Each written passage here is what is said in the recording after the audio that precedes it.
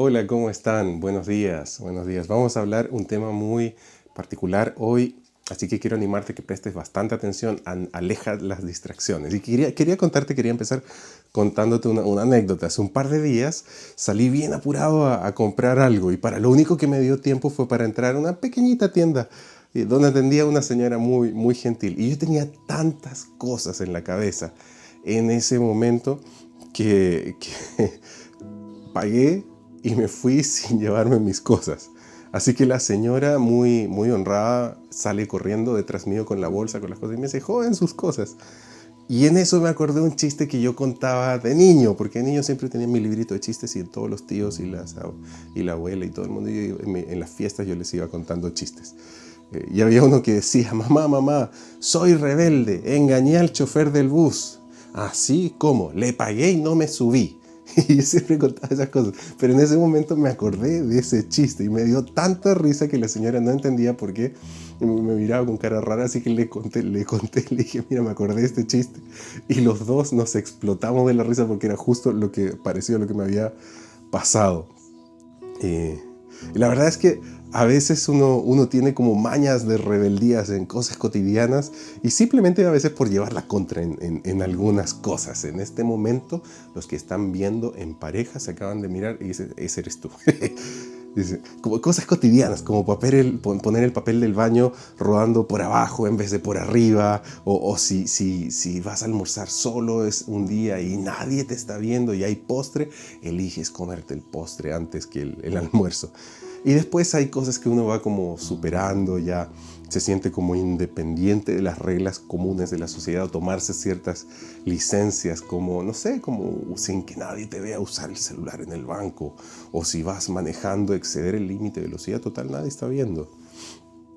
Y el tema es cuando nos tomamos tantas licencias de hacer este tipo de cosas que creemos que nos la podemos solos en la vida y que podemos incluso llegar a ser independientes de Dios. Y hoy vamos a hablar del peligro que corre la gente que se rebela contra el Señor y la tremenda diferencia que hace con quienes sí eligen hacer la voluntad y buscar y hacer la voluntad de Dios en sus vidas. Y vamos a hablar de Marcos 12, del 1 al 12, Marcos capítulo 12, versículos 1 al 12, que es la parábola de los labradores. Y un poquito para entrar en contexto, Jesús estaba enseñando unos 2 o 3 días antes de ir a la cruz. Para este momento ya había entrado triunfalmente en Jerusalén a la vista de sus discípulos y de la gente que estaba alrededor, a una higuera que no quería dar fruto. Le había ordenado que se seque y se secó. Para este momento Jesús ya había sacado a los cambistas del templo, a los estafadores del templo, y la gente estaba viendo un aspecto como más confrontacional y áspero de la prédica de Jesús. Y quizás esta parábola sería uno de los golpes más fuertes del mensaje del reino de Dios hacia quien quiere persistir en tener un corazón rebelde. Así que vamos a leer Marcos 12 del 1 al 12. Dice: entonces comenzó Jesús a hablarles en parábolas. Un hombre plantó un viñedo, lo cercó, cavó un lugar y construyó una torre de vigilancia. Luego arrendó el viñedo a unos labradores y se fue de viaje. Llegada la cosecha, mandó un siervo a los labradores para recibir de ellos una parte del fruto. Pero ellos lo agarraron, lo golpearon y lo despidieron con las manos vacías. Entonces les mandó otro siervo. A este le rompieron la cabeza y lo humillaron. Mandó a otro y a este lo mataron. Mandó a otros, muchos, a unos los golpearon, a otros los mataron. Le quedaba todavía uno, su hijo amado. Por último lo mandó a él pensando, a mi hijo sí lo respetarán. Pero aquellos labradores se dijeron unos a otros, este es el heredero, matémoslo y la herencia será nuestra. Así que le echaron mano y lo mataron y lo arrojaron fuera del viñedo. ¿Qué hará el dueño? Volverá, acabará con los labradores y le dará el viñedo a otros. ¿No han leído ustedes esta escritura? La piedra que desecharon los constructores ha llegado a ser la piedra angular. Esto es obra del Señor y nos deja maravillados. Cayendo en cuenta de que la parábola iba dirigida contra ellos, o sea, los fariseos, buscaban la manera de arrestarlo. Pero temían a la multitud, así que lo dejaron y se fueron. Y es interesante, es fuerte y es lógico, o sea, imagínate. Y cuando uno lo lee, uno dice, claro, se trata de Jesús, que Dios envió al mundo a su Hijo y la gente lo rechazó y todo esto. Pero es interesante que menciona y a Jesús como la piedra angular.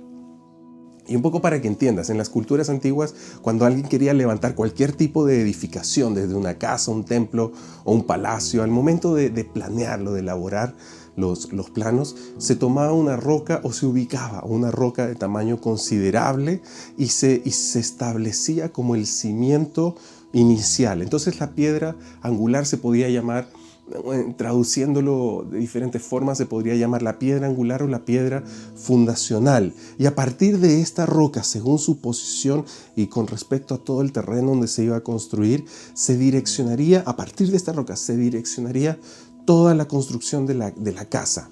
Y sería el punto referencial donde se apoyarían los cimientos. Y cada vez que en el proceso de construcción, cada vez que uno quería ver, pero ¿dónde este muro va más para acá o más para allá? Siempre mi referencia es ¿dónde está la piedra angular? ¿Dónde está la piedra angular? Era tan visible y tenía que estar en el proceso de construcción siempre en un espacio visible. Tanto así que a veces incluso de lo visible que estaba, si pasabas por ahí, te podías incluso llegar a tropezar de lo visible que tenía que estar ahí. Normalmente en los palacios o algo así se veía de esta forma esta piedra fundacional. Ahí tengo una imagen que te va a salir. Ahí está, esa, si ves, la que está abajo, en la esquina, la más abajo, este es el caso en los que está en la esquina. Esa piedra era la que mandaba todo el resto de la construcción. Pero también a lo largo de la historia, en la cultura judía creía que el monte donde el Señor probó el corazón de Abraham y le pidió que sacrifique a su hijo Isaac, justo, y él también cuando, si no has escuchado la historia, justo en el momento en que lo iba a sacrificar, apareció el ángel del Señor y le dijo, ya he visto, ha pasado la prueba. Básicamente como que le dijo que lo estaba probando y que pasó la prueba. Pero los judíos creían que este era justo el lugar donde comenzó la creación. Creían que este era el monte de donde el Señor hizo todo, desde donde todo partió. Y a la piedra más alta de este monte la llamaban por tradición la piedra fundacional o la piedra angular, porque creían que era como el cimiento de la creación. Y sobre esta roca justamente construyeron el templo de Israel, y fue la referencia y ubicación de la construcción de todo el templo, porque era el lugar, el monte más alto el lugar donde se podía establecer una edificación de forma más alta con vista a todo Jerusalén. Ahí tengo una imagen también de la piedra. Esa es la roca, la piedra fundacional. Y ahora ya es un sitio arqueológico y todo, pero esa es, ahí la ves. Y para ser más exactos, siempre se ha creído que la piedra angular dentro del templo está ubicada debajo de donde está el lugar santísimo, porque sabes que está el atrio, el lugar santo, el lugar santísimo, donde está la presencia de Dios. Y para ser más exacto, donde está la piedra angular dentro del lugar santísimo era exactamente encima, o sea, debajo de donde se ponía el arca del pacto. Y recordemos que el arca del pacto representaba el trono de Dios en la tierra, su presencia que se ubicaba entre los querubines, el trono del Señor. Y a través de donde Dios le hablaba a Moisés, le hablaba a los profetas, a través de donde Dios se manifestaba hacia el pueblo. Así que el trono de Dios estaba sostenido y apoyado sobre la piedra angular. Por eso también a ese encuentro entre el arca y la piedra fundacional o la piedra angular, a ese encuentro lo llamaban el eje del mundo. Creen que esa piedra angular era el lugar donde el cielo se encontraba con la tierra. Y también se había profetizado que cuando llegue el Mesías, Él sería la piedra angular de Israel. Pero la forma en cómo se profetizó daba a entender que para algunos sería una piedra de bendición, una piedra fundacional, y que para otros sería una piedra de perdición, una piedra de tropiezo. Vamos a leer Zacarías 12, versículo 3. Mira lo que dice. Dice, en aquel día convertiré a Jerusalén en una roca inconmovible para todos los pueblos. Los que intenten moverla quedarán despedazados. Mira lo que dice Salmo 118, del 22 al 23, que fue exactamente lo que citó Jesús. Dice, la piedra que desecharon los constructores ha llegado a ser la piedra angular. Esto ha sido obra del Señor y nos deja maravillados. En este caso, los constructores, aquí Jesús estaba diciendo que eran las personas encargadas inicialmente de representar al Señor en la tierra. Deberían haber sido los líderes religiosos quienes representen bien al Señor y quienes enseñen bien las verdades acerca del reino. Pero no lo hicieron, no edificaron, sino que en vez de bendecir, sacaban provecho personal y sacaban provecho de la gente. Y cuando llega el Señor, lo desechan y terminaron desechando al eje central de la creación, a través del cual todo fue creado. Rechazaron al eje del mundo que conecta el cielo con la tierra. Rechazaron al que conecta la presencia de Dios con la humanidad. Y Cristo, Él es nuestra piedra angular. Vamos a leer Juan capítulo 14, versículo 6. Jesús dijo, yo soy el camino, la verdad y la vida. Les contestó Jesús, nadie llega al Padre sino por mí. Y sabes, si tú conectas la piedra angular, el eje conector entre el cielo y la tierra, y con las palabras que dijo Jesús, se entiende que si tú decides edificar tu vida en Cristo, entonces la presencia de Dios fluirá hacia tu vida. El eje del mundo, el eje de la creación es Cristo. En Él se une el cielo y la tierra. No hay otro camino. No hay ni chakras ni mantras que unan el cielo y la tierra. No hay meditación que una el cielo y la tierra. No hay acto que una el cielo y la tierra. El eje, la unión entre el cielo y la tierra se encuentra en una persona, y ese es en Jesucristo. Él es el nexo entre el Padre y nosotros. No hay otro intermediario, no hay santo, no hay persona que sea aparte de Jesucristo que te pueda llevar al Padre. Así que tú quieres más de la presencia de Dios sobre tu vida, entonces pégate a Cristo. Pégate a Cristo. ¿Quieres los beneficios del reino de Dios? ¿Quieres oraciones respondidas sobre tu vida? Alinea tu corazón a Él. Alinea tu corazón a Él. Pero Cristo mismo, Él también dijo que tu vida puede ser, que Cristo en tu vida puede ser una piedra de edificación o una piedra de tropiezo. Si conoces del Señor, si es que tú eres una persona que sabes del Señor, pero eliges vivir sin Él, tengo algo muy serio que advertirte. Y eso es que la experiencia con Dios, la forma en cómo la gente experimenta a Dios, no es igual para todos. No es igual para todos. Una vez que Cristo llega a tu vida, tú tienes dos opciones: volverte a Él o alejarte. Ser guiado por Él y edificar el plan de Dios, de permitir que Él edifique su plan, que Él sea la piedra angular sobre tu vida, hacia donde construyes, tu guía referencial para construir todo. O si está en el centro y no le quieres hacer caso, va a terminar siendo el mayor estorbo que tendrás por el resto de tus días, porque conocerás la verdad y querrás ignorarla. Y eso será un tropiezo que no podrás quitártelo con nada. Los religiosos no querían admitir que Dios estaba entre ellos, porque lo veían sus señales y prodigios. No podían negar que Él venía del cielo, pero no querían reconocer. Y a pesar de todo, elegían no seguirlo. Porque para muchos Cristo es una buena noticia, pero para otros, cuando el Señor te confronta y te dice, yo quiero cambiar eso en tu vida, y tú no quieres que el Señor cambie eso en tu vida, o el Señor te dice, dame eso de tu corazón porque yo sé que eso no te hace bien, y tú no quieres entregarle eso de tu corazón, entonces para esa gente Cristo a veces no es una buena noticia. Pero mira lo que dice Juan capítulo 3 versículo 17. Dice, Dios no envió a su Hijo al mundo para condenar al mundo, sino para salvarlo por medio de él. El que cree en él no es condenado, pero el que no cree ya está condenado por no haber creído en el nombre del Hijo unigénito de Dios.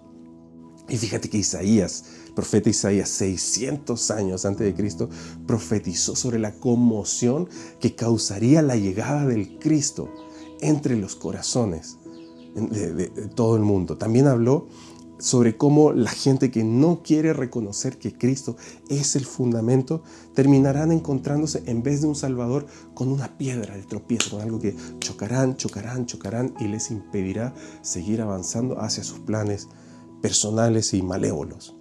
Hay gente que quiere seguir en sus pecados, en rebeldía contra el Señor, que lo conocen pero aún así persisten en seguir en rebeldía con el Señor, contra el Señor. El problema es que si conocen al Señor y quieren, a pesar de todo eso, a pesar de las advertencias, de los consejos, quieren persistir en lo malo, entonces Cristo mismo, todo esto nos dice que Cristo mismo se encargará de que sigan tropezando en sus vidas hasta que elijan volverse a Él y elegirlo como el fundamento de sus vidas. Mira lo que dice Isaías 28:14 en adelante. Dice, por lo tanto, los gobernantes insolentes de este pueblo de Jerusalén, escuchen la palabra del Señor. Ustedes dicen, hemos hecho un pacto con la muerte, hemos hecho una alianza con el sepulcro.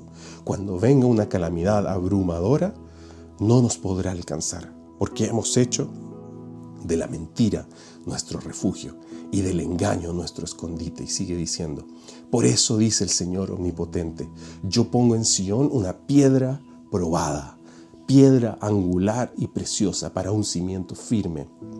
El que confíe no andará desorientado. Pondré como nivel la justicia y la rectitud como plomada. El granizo arrasará con el refugio de la mentira y las aguas inundarán el escondite. Aquí está hablando de cómo el Señor se va a encargar de desarmarle los planes a quienes caminen en rebeldía contra el Señor. Pero no acaba ahí, mira, sigue. Dice, se anulará el pacto que hicieron con la muerte y quedará sin efecto su alianza con el sepulcro. Cuando venga la calamidad abrumadora, a ustedes los aplastará. Y esto es bien drástico, súper drástico, porque dice que ni el pacto más horrible que puedas hacer, si estás metido con chamanes, con brujos, aún en satanismo, en lo que sea, que alguna vez en tu vida te hayas metido, nada de eso puede romper el pacto que Jesucristo hizo al morir en la cruz y resucitar y comprarte a ti y a mí con el precio más alto, que fue la sangre del Cordero de Dios, la sangre de Jesucristo. Nada, ni el pacto más horrible, podrá hacer que el rebelde se escape de la corrección del Señor. Y aquí no está hablando de quienes no quieren hacerle caso a Rodrigo y Keila. Está hablando de quienes saben en su corazón que están viviendo una vida de rebeldía. El Señor se encargará. El Señor se encargará. Él se encargará. Él se encargará.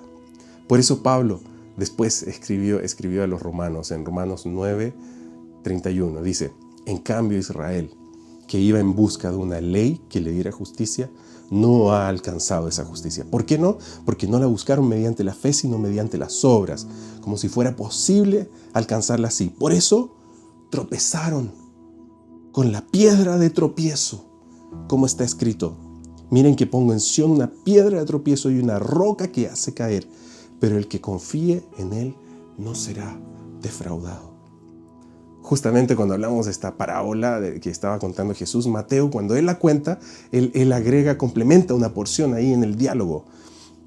Mateo 21, versículos 43 y 44, dice, por eso les digo que el reino de Dios se les quitará a ustedes y se le entregará a un pueblo que produzca frutos del reino. El que caiga sobre esta pieza quedará despedazado. Y si alguien cae y si ella cae sobre alguien, lo hará polvo. Y Marcos, cuando termina, recordemos que Marcos, cuando él estaba contando, lo termina diciendo lo siguiente en el versículo 12. Cayendo en cuenta que la parábola iba dirigida contra ellos, buscaban la manera de arrestarlo, pero temían a la multitud, así que lo dejaron y se fueron. Por eso los religiosos se sentían ofendidos, porque sabían que la piedra angular iba a ser alguien que iba a significar de corrección también al pueblo de Israel, y que significaba que Israel estaba en rebeldía, y eso significaba que ellos, como líderes religiosos, estaban en rebeldía. Jesús les estaba a entender de que Él era el Mesías, y que los líderes religiosos, quien se supone que deberían identificarlo y reconocerlo y recibirlo, lo estaban despreciando. Y la verdad es que podemos leer toda la Biblia y encontrar el resultado del camino del corazón rebelde, del corazón indiferente al Señor. La historia real nos muestra qué es lo que pasa con esos corazones. La vida de Jonás es un claro ejemplo. Como Jonás no le hizo caso a la palabra de Dios y vino un pez muy grande y pum, se lo comió. Y todos saben eso. Aún el apóstol Pablo, antes de ser el apóstol, él era un rebelde contra el Señor, perseguidor de cristianos, y el Señor tuvo que salir a su encuentro, se le paró al frente. Y no solo le desarmó sus planes, sino que le hizo caminar en la dirección totalmente opuesta a donde él iba. Pablo nos habla de qué sucede con quienes reconocen también su pecado, quienes reconocen su rebeldía y eligen arrepentirse y rendirse ante el Señor. La vida de Pablo nos muestra cómo el Señor, en vez de ser para quienes se vuelven a Él, quienes en vez de encontrarse con Cristo y encontrar una piedra de tropiezo, una muralla con quien me choco y no puedo seguir avanzando, Cristo se vuelve la razón de ser de sus vidas, y a partir de la cual cimientan el resto de su futuro y de su familia.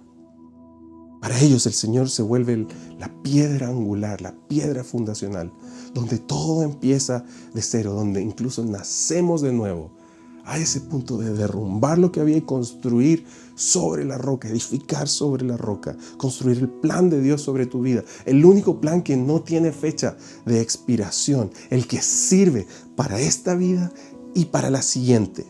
Vamos a ver lo que dijo Pablo a la iglesia de Éfeso justamente acerca de esto. En Efesios 2:19 dice: por lo tanto ustedes ya no son extraños ni extranjeros, sino conciudadanos de los santos y miembros de la familia de Dios, edificados sobre el fundamento de los apóstoles y los profetas, siendo Cristo Jesús mismo la piedra angular. En Él todo edificio bien armado se va levantando para llegar a ser un templo santo en el Señor. En Él también ustedes son edificados juntamente para ser la morada de Dios por su Espíritu. Mira el tremendo propósito que hay en esta vida para quienes eligen vivir su vida pegado a Cristo y dejando que Él sea la dirección hacia donde edificas todo. Cristo debe ser el centro de todo lo que hacemos.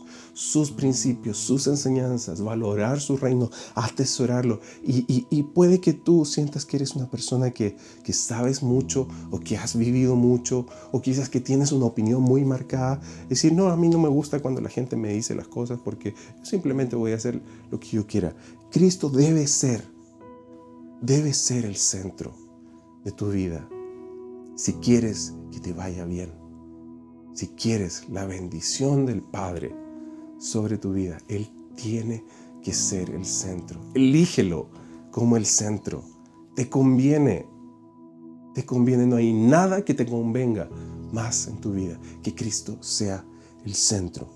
Mira Hebreos 12, capítulo 12, versículos 1 al 2. Dice: por lo tanto, también nosotros, que estamos rodeados de una multitud tan grande de testigos, despojémonos del lastre que nos estorba, en especial del pecado que nos asedia, y corramos con perseverancia la carrera que tenemos por delante.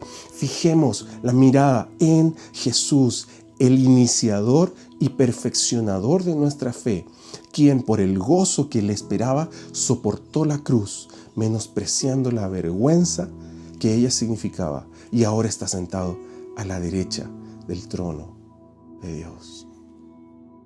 Cuando Él se vuelve el autor y el que guía tu vida.